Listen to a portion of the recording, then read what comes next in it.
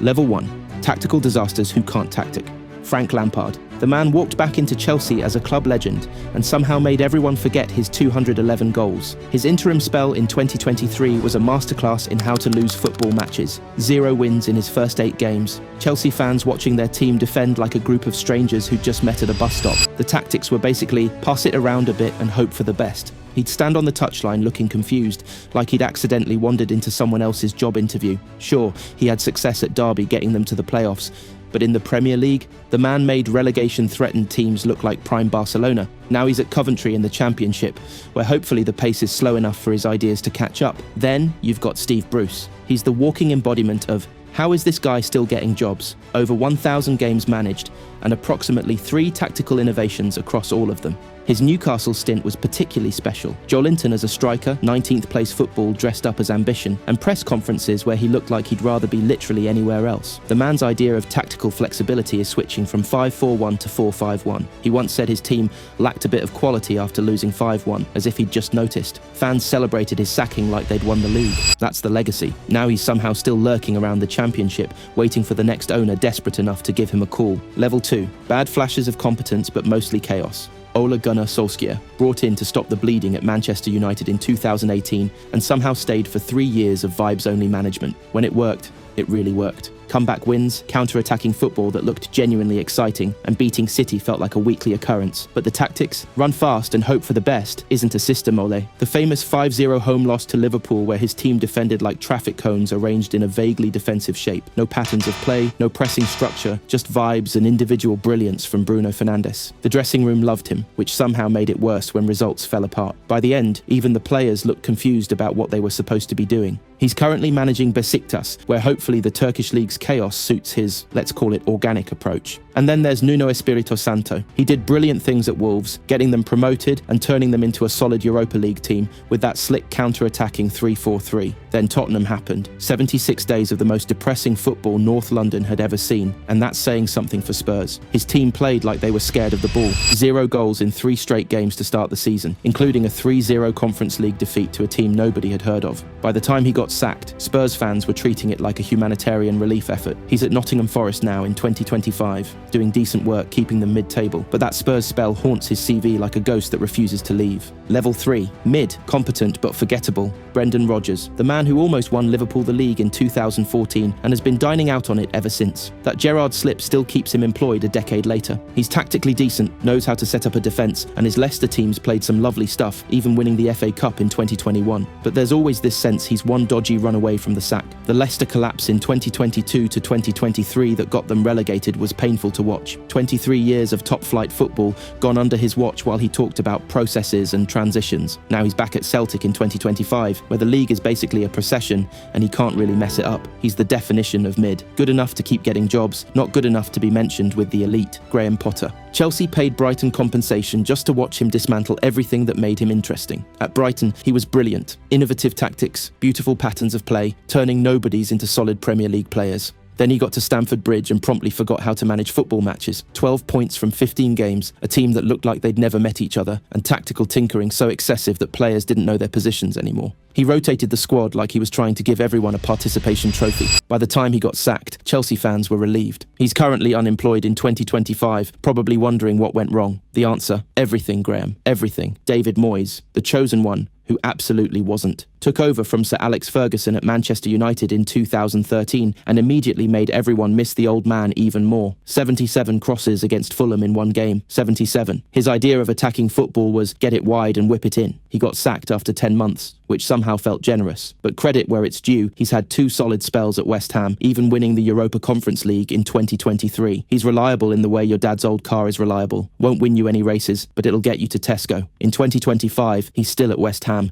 still setting up in a solid 4-2-3-1, still making football fans fall asleep by halftime. Level 4, okay, solid, valuable, but not transformative. Unai Emery. The man is tactical Marmite. At Sevilla, he won 3 straight Europa Leagues, which is genuinely impressive. At PSG, he won domestic trophies but bottled Champions League ties so spectacularly it became performance art. At Arsenal, he replaced Wenger and immediately made everyone appreciate Wenger more. Good Ebening became a meme, and his tactical instructions were apparently delivered in abstract riddles. But then Villa happened. happened. Since 2022, he's turned them into a genuinely exciting team, got them into Europe, and made Ollie Watkins look world-class. He's brilliant at getting teams to overperform in cup competitions, less brilliant at building dynasties. In 2025, he's got Villa competing in the Champions League. Not bad for a man Arsenal fans wanted gone after 18 months. Roberto de Zerbi arrived at Brighton in 2022 after Potter left and immediately proved he might be the better manager. His teams play gorgeous football, brave, aggressive, high-pressing, possession-based chaos that somehow works. Brighton under him looked like prime Barcelona with a fraction of the budget. The problem? He's never done it at a big club, and he's temperamental as hell. Threatens to quit every other month, falls out with boards, and has the emotional stability of a pressure cooker. In 2024, he moved to Marseille, where the volatility of Ligue 1 suits his energy perfectly. He could become great, or he could implode spectacularly. With De Zerbi, both feel equally likely. For now, he's okay. Elite coaching wrapped in chaos and uncertainty. Thomas Tuchel won Chelsea the Champions League in 2021 after half a season and somehow still got sacked 18 months later. That's Chelsea for you, but it's also Tuchel. Tactically, he's exceptional. His 3-4-3 at Chelsea was a thing of beauty, and at Bayern Munich he delivered the Bundesliga title before they sacked him too. The issue? He's prickly, falls out with everyone, and burns through clubs faster than most people change tyres. He's got that genius but difficult energy that works brilliantly short-term and disastrously long-term. By 2025, he's taken over as England manager, which should be fascinating. Can he handle the pressure without a sporting director to argue with? Time will tell, but his ceiling is undeniable, even if his floor involves spectacular fallouts. Level 5. Good. The managers who transform clubs. Xabi Alonso.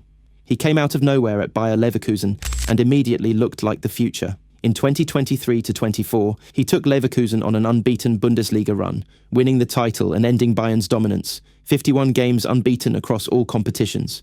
His tactics are sharp, his pressing structured, and his teams play with an intensity that feels both controlled and chaotic. He turned Leverkusen into genuine contenders and had every big club in Europe circling.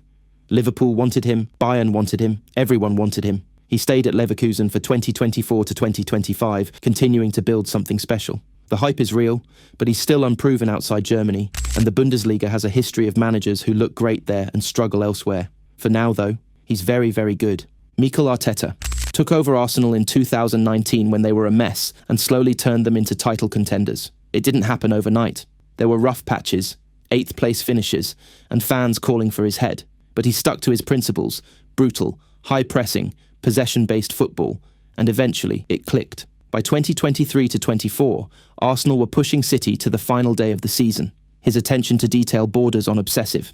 Set pieces coached like military drills, every passing lane planned out. Even the way players walk onto the pitch choreographed. Some call it genius, others call it over the top. Either way it works. In 2025, he's got Arsenal competing at the top again, chasing that elusive Premier League title. He's good, maybe one trophy away from great, but that trophy keeps slipping away.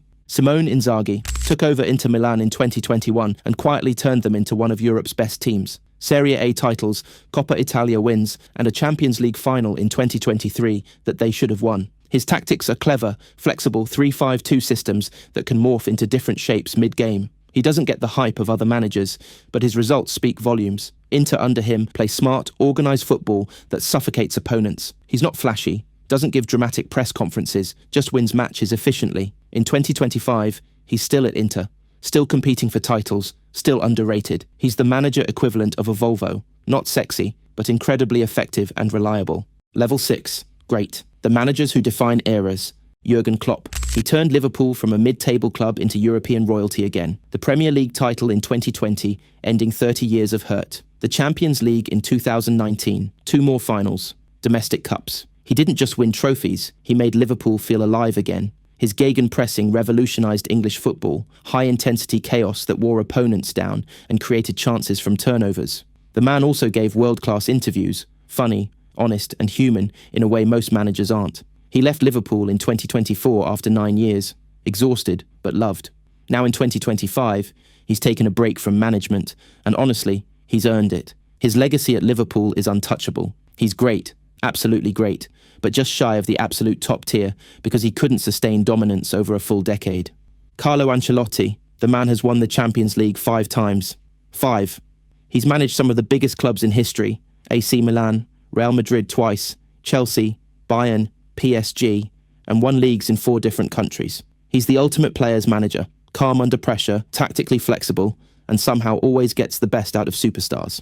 At Madrid, he's won 2 more Champions Leagues since returning in 2021, including back-to-back titles in 2024. His teams play elegant football, never chaotic, always in control. The criticism? He's never built a dynasty, always moved around, always short-term success. But when you've won what he's won, does it matter? He left Madrid at the end of the 2024-25 season and took on a new challenge as Brazil's national team manager in 2025. From club football's biggest stage to leading the Seleção, still looking like the coolest man in football. He's great, undeniably great. Diego Simeone. He took Atletico Madrid and turned them into warriors. Since 2011, he's won La Liga twice, breaking the Barcelona-Real Madrid duopoly, reached 2 Champions League finals, and built one of the most defensively solid teams in modern football. His teams don't play pretty. They scrap, fight, and frustrate opponents into submission. Critics call it negative, but try breaking down a Simeone team and then tell him it doesn't work. He's the longest-serving manager at a top European club, which in modern football is basically a miracle. His loyalty to Atletico is unmatched, and they've rewarded him with cult status. In 2025, he's still there, still grinding out results, still making football purists uncomfortable. He's great, even if his style makes people argue about what great actually means. Level 7, GOAT, the managers who shaped football history, Pep Guardiola. He didn't just win trophies, he changed how football is played. At Barcelona, his tiki-taka revolutionized the game. 38 trophies across 15 years at Barca, Bayern and City. At City, he's built a dynasty, Premier League titles stacking up, including 4 in a row from 2020 to 2024 and the treble in 2023. His teams don't just beat opponents, they suffocate them with possession, positional play so intricate it looks like chess. The criticism? He's only managed super clubs with unlimited budgets. Fair, but he's also turned those clubs into machines that play football nobody else can replicate. By 2025, he's still at City, still winning, still innovating. He's a GOAT, no question, even if people love to debate whether he could do it on a rainy night at Stoke. Sir Alex Ferguson, 26 years at Manchester United, 13 Premier League titles, 2 Champions Leagues. An era of dominance so complete that United fans still haven't recovered from him leaving in 2013. He could do it all, rebuild squads, manage egos, adapt tactics across decades of football evolution. The class of '92, the treble in 1999, that comeback against Bayern, Ronaldo's development into a superstar, all Ferguson. He turned United into the biggest club in England and terrified opponents just by existing. The Fergie time myth, the hairdryer treatment, the mind games, it all worked because he backed it up with results. Retired in 2013 at the top, which is the ultimate power move. He's the GOAT of longevity, dominance, and adaptability. No debate. José Mourinho, the special one. And honestly, he earned the nickname. At Porto, he won the Champions League in 2004 with a team nobody expected to compete. At Chelsea, he delivered back-to-back Premier League titles and made English football bend to his will. At Inter, he won the treble in 2010, including that iconic Champions League run. Everywhere he went, he won. And he did it with personality, arrogance, charisma, and an ability to make every match feel like psychological warfare. The problem? His later years haven't matched his peak. Spurs, Roma, his second Chelsea stint, they've been messy, volatile, and less successful. But his legacy from 2002 to 2012 is untouchable. In 2025, he's at Fenerbahce, still talking, still winning some matches, and still convinced he's the best. And you know what? For a decade, he absolutely was. He's a GOAT. Even if the throne's a bit dusty now. Quite a list, right? Anyway, if you had to hire just one of these managers to save your club from mediocrity, who's getting the call? Let me know in the comments. And if you enjoyed the video, make sure to hit that like button and subscribe for more.